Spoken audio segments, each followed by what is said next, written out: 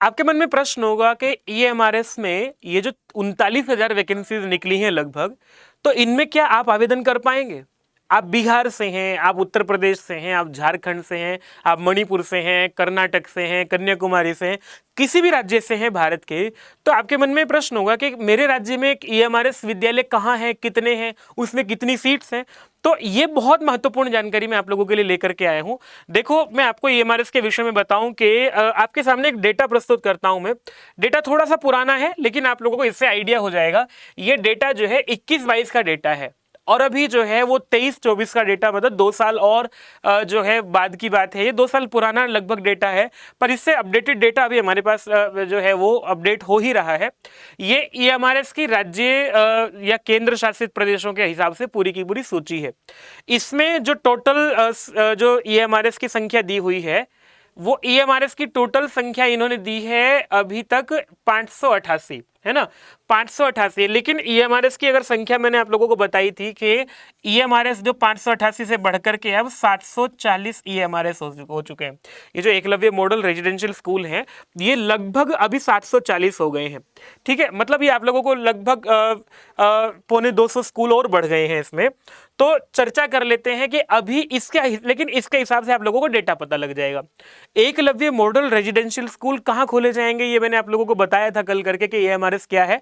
एक वीडियो है, डिस्क्रिप्शन में लिंक पड़ा हुआ है, आप लोग जाकर के जरूर देखना ईएमआरएस है क्या। ये जनजातियां जहां पर भी भारत, क्योंकि भारत बहुत विविधताओं वाला देश है, सांस्कृतिक विविधताओं वाला, तो इसमें बहुत सारी अलग अलग जनजातियां जहां पर हैं, तो जनजातियों को मुख्य धारा में लाने के लिए स्कूल बनाए गए थे।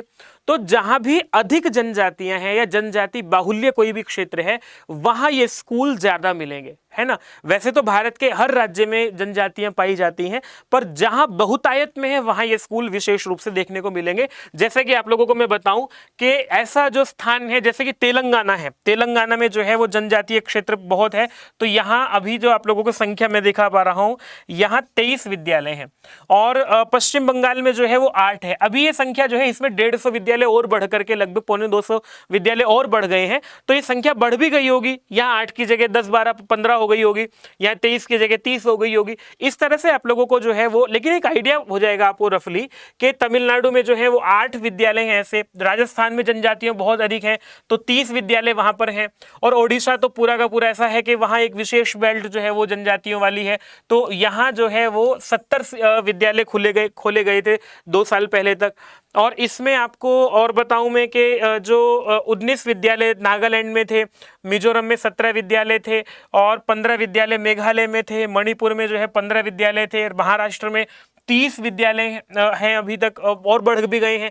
मध्य प्रदेश में जो है 63 विद्यालय जनजातीय क्षेत्रों में है। और इसी तरह से आपको अगर देखोगे कि 2 विद्यालय लद्दाख में है, लद्दाख छोटा सा स्थान हुआ, जबकि फिर भी वहाँ 2 विद्यालय थे, और भी बढ़ गए होंगे क्योंकि अब तो लद्दाख को लेकर के और अलग से वो भी हो गया है विशेष। केरल जो है वहाँ पर 4 विद्यालय हैं, कर्नाटक में आपको 12 विद्यालय दिखाई देंगे, और झारखंड में जो है सबसे ज़्यादा विद्यालय, झारखंड में 80 विद्यालय लगभग यहाँ हैं, और जम्मू कश्मीर में आपको 6 विद्यालय, और भी बढ़ गई है संख्या ये वाली तो। हिमाचल प्रदेश में 4 विद्यालय, गुजरात में 35 विद्यालय, और इसमें जो है आपको 1 विद्यालय दादरा नगर हवेली में, और 2 हो गए हैं शायद ये वाले। छत्तीसगढ़ में जो है 71 विद्यालय, और बिहार में जो है वो 3 विद्यालय, असम में 10 विद्यालय, अरुणाचल प्रदेश में 10 हैं, आंध्र प्रदेश में 26 हैं। तो ये एक तरह से विशेष रूप से जहां जहां जितनी जितनी जनजातियां हैं उसके हिसाब से विद्यालयों की संख्या रखी गई है। कहा भी गया था कि 20,000 की आबादी पर जो है एक ईएमआरएस खोला जाएगा। तो इस तरह से ये पूरे देश में इतने उसकी है। हालांकि ये इतने विद्यालय कुल मिलाकर के 740 विद्यालयों के लिए रिक्रूटमेंट होना है, और इन 740 विद्यालयों में जो है अलग अलग पोस्ट हैं। पीजीटी की है, टीजीटी की पोस्ट है, प्रिंसिपल की है, वाइस प्रिंसिपल की है। इनमें मैं आपको बताऊं कि जो अच्छा आप आवेदन कर पाएंगे क्या, जैसे केंद्रीय विद्यालय में, नवोदय विद्यालय में देश भर से आवेदन कर सकते हैं आप लोग, आवेदन कर पाएंगे आप किसी भी राज्य से हो, पहली बात तो ये। और कितनी सीट होंगी ये, एक विद्यालय में जो है वो, जैसे कि देखेंगे कि हम एक विद्यालय में पीजीटी जो है, एक प्रिंसिपल होगा, एक वाइस प्रिंसिपल होगा। पीजीटी के जो है इन विषयों के लिए हिंदी, अंग्रेजी, रीजनल लैंग्वेज, वहाँ की कोई physics, chemistry, commerce, geography, history, biology, economics, mathematics, और जो है ये कुल मिलाकर के 11 लोग जो हैं एक EMRS में होंगे। इस तरह से कुल 8,140 पोस्ट जो है वो केवल पीजीटी की होंगी। तो इतनी सारी पोस्ट है यहाँ पर, और इसके लिए कौन आवेदन कर सकता है? एलिजिबिलिटी क्या होगी? 40 वर्ष से कम एलिजिबिलिटी होनी चाहिए उनकी, 40 वर्ष अधिकतम। और जो भी आप लोग सब्जेक्ट भर रहे हैं, इंग्लिश में भर रहे हैं तो इंग्लिश में आपका मास्टर्स होना चाहिए। उस सब्जेक्ट में मास्टर्स के साथ साथ आप लोगों को केवल और केवल बीएड चाहिए। पीजीटी में आवेदन करने के लिए आपका उस सब्जेक्ट में मास्टर्स हो और बीएड हो। और इसी तरह से जो टीजीटी है, टीजीटी के विषय में मैं आप लोगों को बताऊं कि टीजीटी में कौन आवेदन कर पाएगा।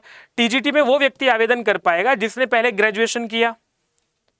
देखो, अब टीजीटी के विषय में बताऊं, देखो ये भी लगभग 65 से 70 हजार रुपए की। अब पोस्ट ग्रेजुएशन की कंप्यूटर के टीचर की भी है 740 पोस्ट है ये भी।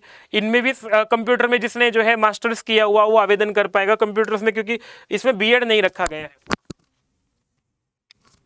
और अगर आप लोग देखोगे कि टीजीटी में कौन आवेदन कर पाएगा, तो टीजीटी में हिंदी, इंग्लिश, रीजनल लैंग्वेज है, सोशल साइंस, साइंस, मैथमेटिक्स है, इन विषयों की एक स्कूल में 12 टीजीटी होंगे। तो 12, एक स्कूल में 12 का स्टाफ टीजीटी का, 11 का स्टाफ पीजीटी का, तो 12 11 23 तो लोग जो है टीजीटी पीजीटी के मिला करके ही होंगे। एक कंप्यूटर टीचर अलग से, 2 फिजिकल एजुकेशन के टीचर, लगभग 27-28 टीचर यही हो गए हैं। तो ये हुआ आपका, इनमें से वो आवेदन कर पाएगा टीजीटी में जो 35 साल से कम का होगा, और आपका उस सब्जेक्ट में ग्रेजुएशन होना चाहिए। ग्रेजुएशन के साथ साथ आप लोगों ने बीएड किया हुआ हो। देखो यहाँ पर आप लोगों को दिया हुआ है टीजीटी हिंदी के लिए जो है आप लोगों को इनके साथ साथ आप लोगों ने बैचलर डिग्री के साथ, मैं आपको दिखाता हूं, ये तो सब्जेक्ट कॉम्बिनेशन हुआ।